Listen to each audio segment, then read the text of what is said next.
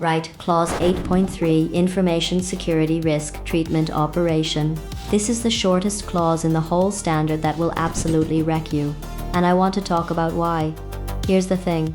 Everybody loves the planning bit. Clause 6.13 is where you sit in a room with a whiteboard and you decide what you're going to do about all your risks. You pick your controls. You write the risk treatment plan. You feel enormously clever. There's a spreadsheet. It's color-coded. Somebody's used conditional formatting. Beautiful. And then Clause 8.3 walks in and asks one question. Did you actually do it? That's it. That's the clause. The organization shall implement the Information Security Risk Treatment Plan and shall retain documented information of the results of the risk treatment. 2 things. Do the plan. Keep proof. You did the plan. So let me guess. You've got a risk treatment plan. It's a lovely document.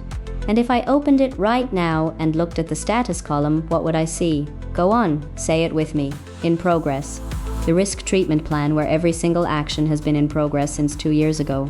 Cute. That's not a plan. That's a wish list with a project manager attached. Now let me place this properly. Because context matters.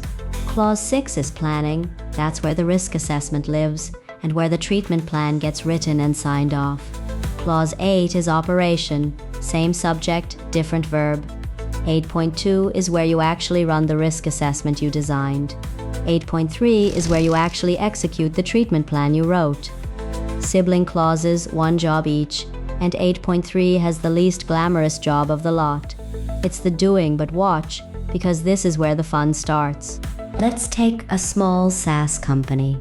12 people, good product, growing fast, and an enterprise customer has just said the magic words. We'll need to see your ISO 27001 certificate, so off they go.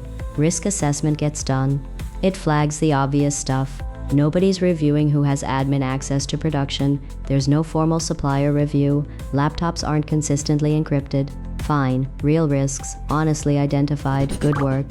Treatment plan says 3 things. 1.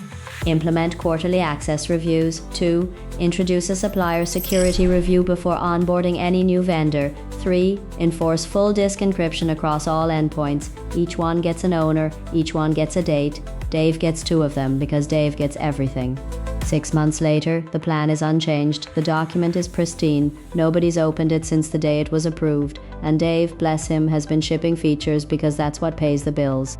So what does 8.3 say about that? It says you have failed this clause.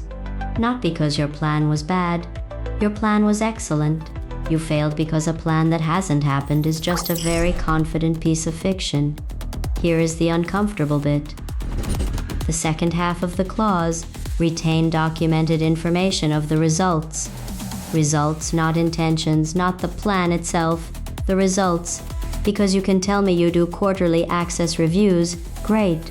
Show me one. Show me the export of who had admin rights, the date it was reviewed, who reviewed it, what got removed. That's a result. That's an artifact that exists in the world.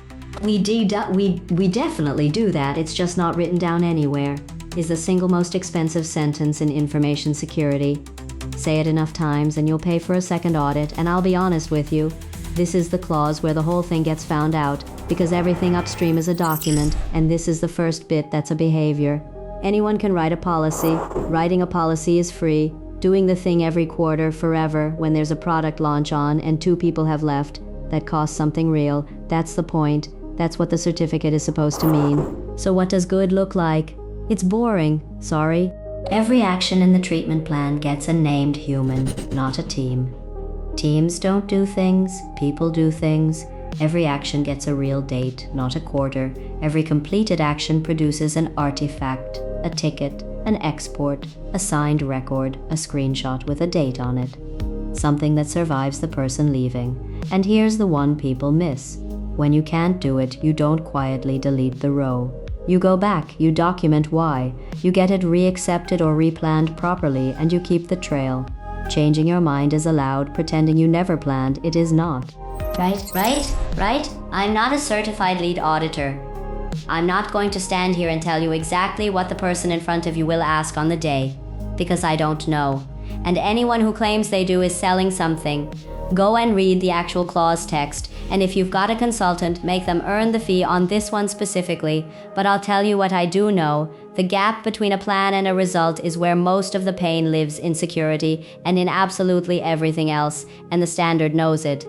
That's why 8.3 exists. It's the standard saying, very politely, prove it. So here's your dare. Open your risk treatment plan right now. Today, before you watch anything else, pick the oldest action on it, the one that's been in progress the longest, the one you scroll past every time because looking at it makes you feel a bit sick. Now find the evidence that it happened.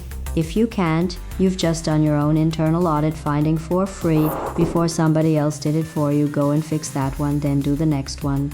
Stop admiring the plan, go and execute it.